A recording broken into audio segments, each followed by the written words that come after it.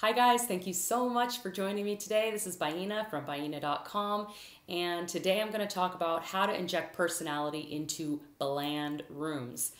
Before I do that, I also want to say thank you to all of you guys who have signed up and are currently in the free 30-day makeover challenge. It's going great. I'm getting great feedback. The private Facebook group is super active. You guys are commenting and sharing pictures and supporting each other, and I'm just so excited that you guys have joined me and I finally get to put a face to a name. That's like super cool. So welcome, and if you guys, anybody who hasn't signed up for that class, if you're interested in getting some more information about that, please go to 30daymakeoverchallenge.com to find more about it. So talking about personality, I definitely have always been on the other side of the spectrum where I had too much personality in my room and I had to hone it in. So today I want to talk about people with the opposite problem. You find yourself in a bland room and you want to make it more you, but you're not sure how. So I'm going to talk about my top five tips, and the first one is color.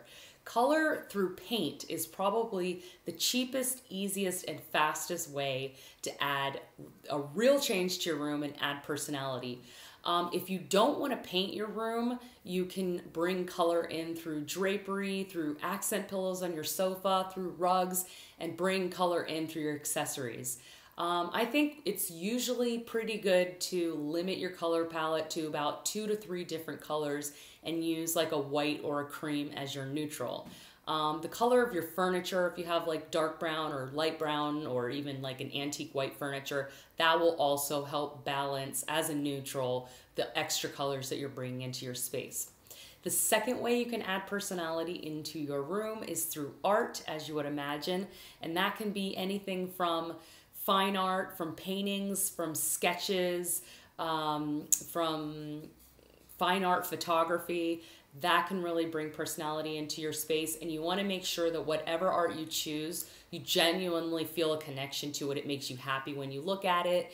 The message, what you see in that art is positive and affirming to, whatever is important to you in your life. And some great resources to buy cool art, as Etsy is great.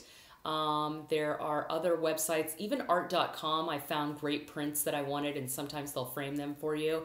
And then if you wanted to go a little bit higher end on the art, Natural Curiosities is one of my favorite resources for designer art pieces. And some of my friends also have a wall art company called Zoe Bios Creative. They have a lot of really great fashion sketches and photographs and different abstracts and diptychs, and so check those out.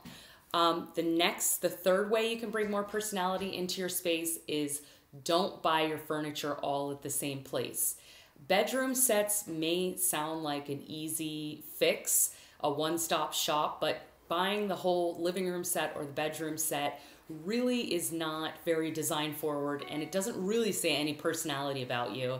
And it just, even though it's like, it doesn't really look that great when everything is literally from the same space.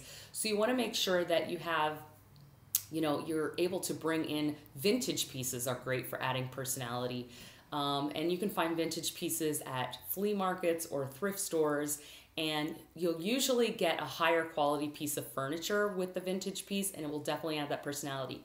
Now, if you have a lot of vintage, some people are just more attracted to vintage pieces, then you can actually run the risk of having too much personality where everything is just too many different styles all together, and that can actually confuse the eye. So if you happen to have a lot of vintage pieces, consider bringing in maybe a few basics, a few smart basics, maybe from a store like West Elm or Pottery Barn or something like that, so that you have a mix of different styles happening in your room, but it's not overpowering.